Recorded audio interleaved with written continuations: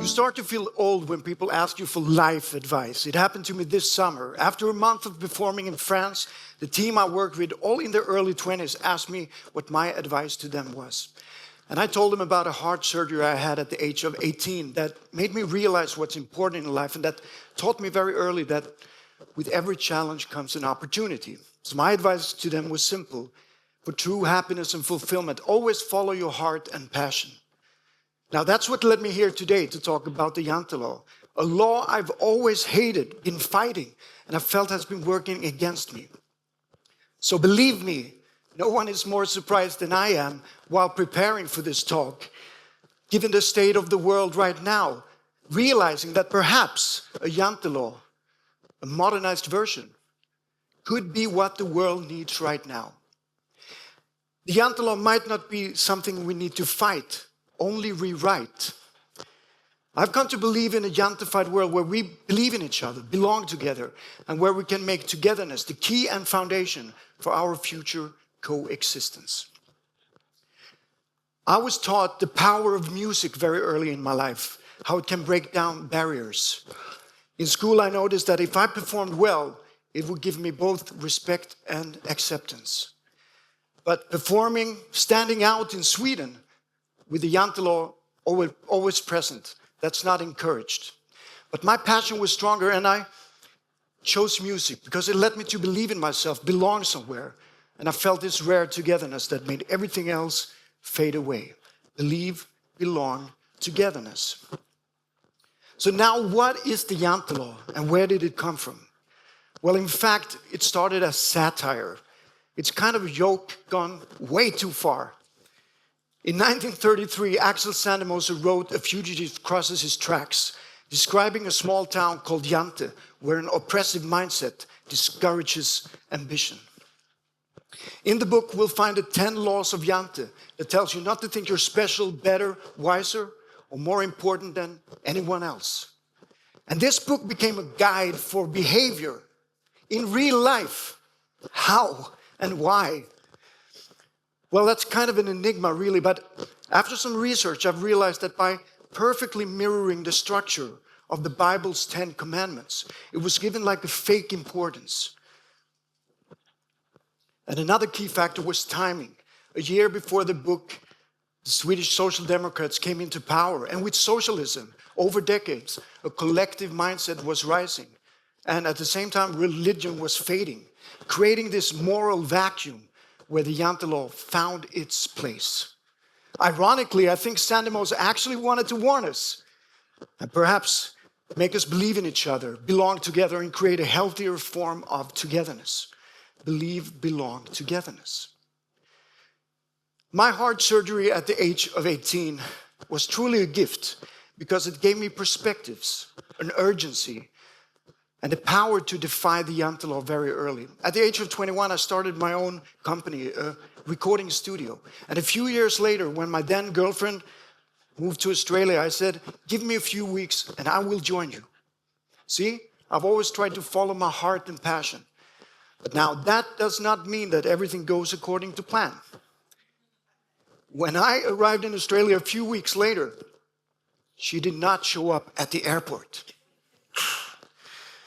Heartbroken, jet-lagged, I still decided to stay in Australia to study and to rebuild. Because I remembered that with every challenge comes an opportunity. And in Australia, I noticed that thanks to Swedish tennis stars, ABBA's eternal fame, and perhaps a slight romanticized view on European culture and manners, Swedes had a great reputation there. And for a newly single 26-year-old Swede, that was pretty amazing. But now that's a different story altogether. Hearing people talk highly of Sweden made me proud, but I also felt conflicted because here I felt proud of a country that I felt had been working against me and also taught me not to express any pride. So should I still be proud of my country but not be proud of myself? That didn't make sense to me. And abroad I started to believe that perhaps Sweden wasn't my place. Maybe I should find togetherness somewhere else. Believe, belong, togetherness.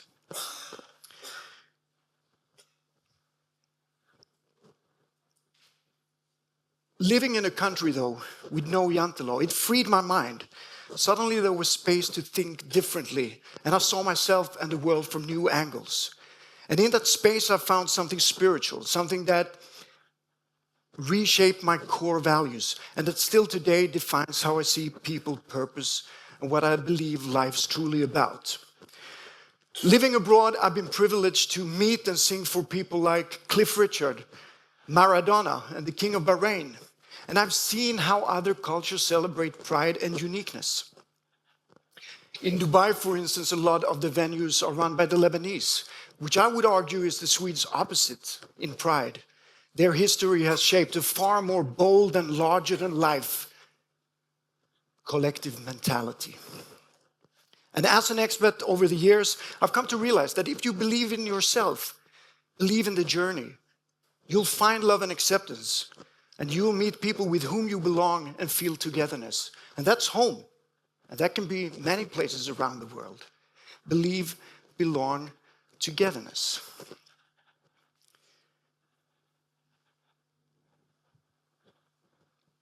Now, I have to tell you this.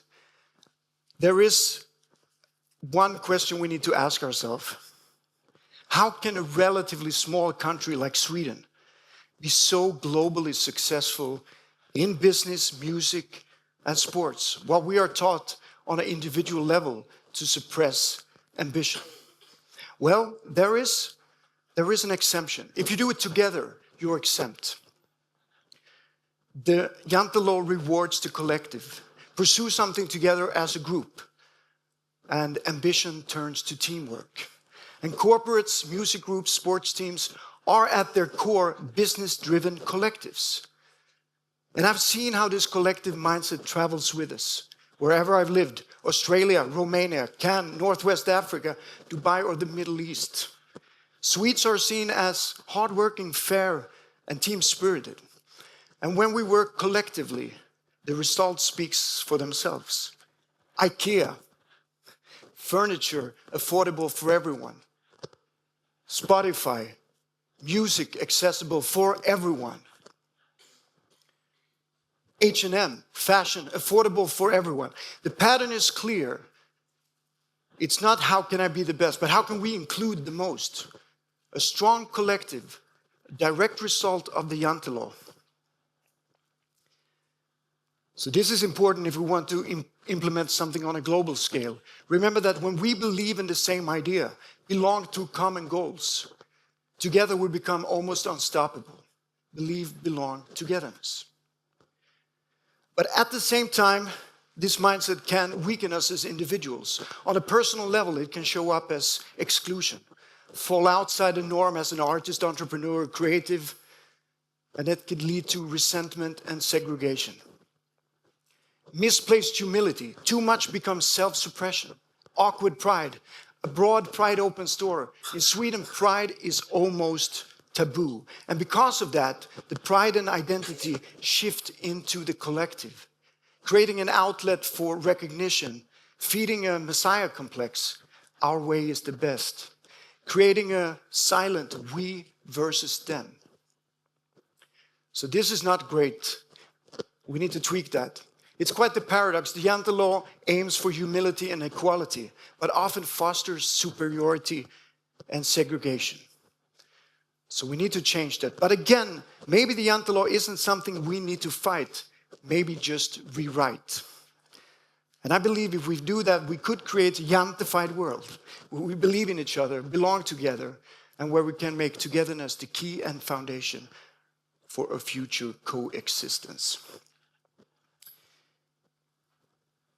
I've always tried to follow my heart and passion, but during the pandemic, I lost two pillars of my life, performing and freedom. For 1 year, I wasn't allowed to perform. And for context, 5 months earlier, I just started to record my very first album in Nashville. Soon after, I relocated back to the Middle East, where I rented my first apartment there. 8 weeks later, total lockdown. We were allowed outside 2 times per week, 3 hours at the time. Now, so there I was, about to turn 40. Broke, alone, deprived of my freedom, my passion, and without any source of income, and not knowing if or when the world would ever return back to normal. Now, I've struggled with guilt, how I dealt with this situation, and how it affected my family and friends. But looking back at it now, I feel my reaction was justifiable. Because as live performers, we didn't just lose our income, we lost access to our passion, our whole identity. And we pour our hearts out.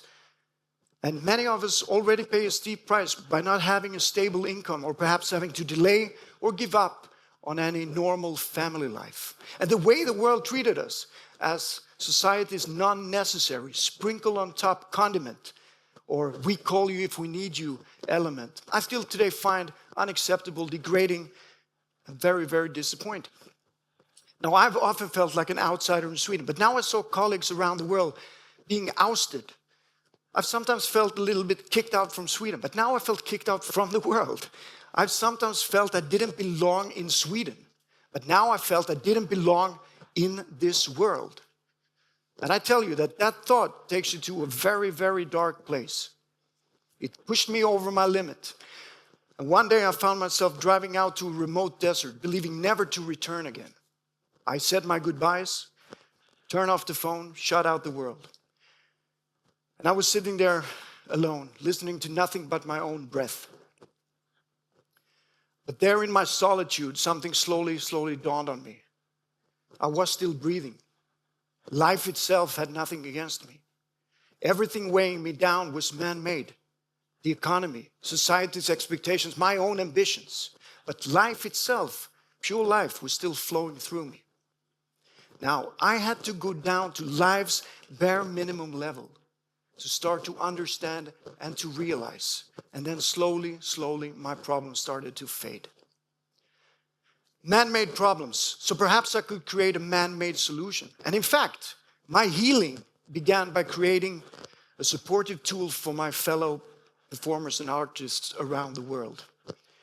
The pandemic had stripped me down, but it had given me clarity. And I remembered that with every challenge comes an opportunity. After the pandemic, I performed more than ever, 750 shows in the first 3 years. And I had created something for my community, something that let the artists and performers out there know that we believe in them. They belong here. And together, they are stronger. Believe, belong, togetherness. So, what if the Jantelaw isn't something we need to fight, only rewrite? How do we do that? Well, at the first glance at the world today, it might seem more individualistic than ever. Millions of people are chasing their own goals online. And I believe a strong collective must come first. Without that strong collective, I have a feeling that perhaps our civilization will decay or perhaps even end as we know it. And then, of course, no individual pursuits will matter anymore. But let's take a closer look at those individual pursuits. They are happening today on global, massive, collective platforms, social media. So we are no strangers to global collectives. In fact, I would argue that this is the time we have the tools. And if we can make millions of voices move in the same direction, then we could potentially change the world today in a split second. Now, this is the time. We have the power. And maybe here is where the Jantelaw can get its second chance. But it needs to be modernized. It needs to be modified. We need something that strengthens the global collective without suppressing individuals. We need something with unconditional inclusion. And the original Jantelaw left out some very important core values: respect, kindness, and honesty. And we need to add them. Because without a strong implementation of these values in society, they otherwise tend to slowly fade away from us. So we take the original satire version and we flip it to inspire, and we add what is missing, and we create something that is more complete. Something that we could potentially use as a universal moral compass. It's not that difficult to do, actually. We can try to do that here today together. If you please repeat after me. You are special. We all are. Every one of us matters. You are valuable. We all are. Every one of us matters. You can grow wise. We all can. Share your knowledge.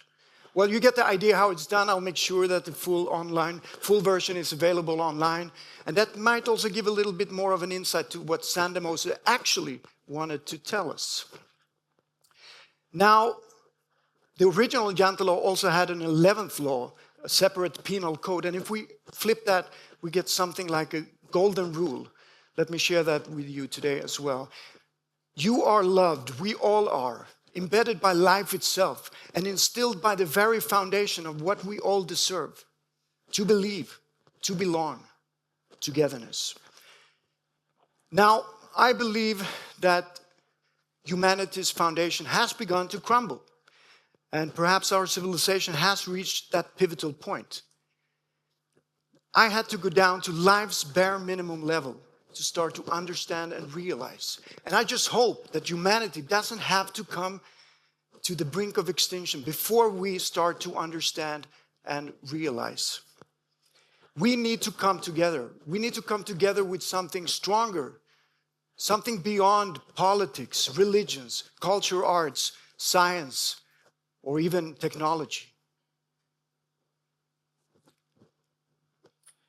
We need to come together at the fundamental level.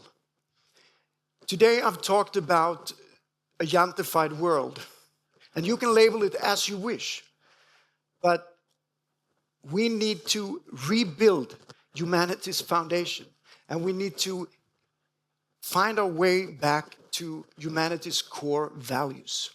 This is the time. You hold the future. So let's together create a world where we believe in each other, belong together, and where we can make togetherness the key and foundation for our future coexistence. Thank you.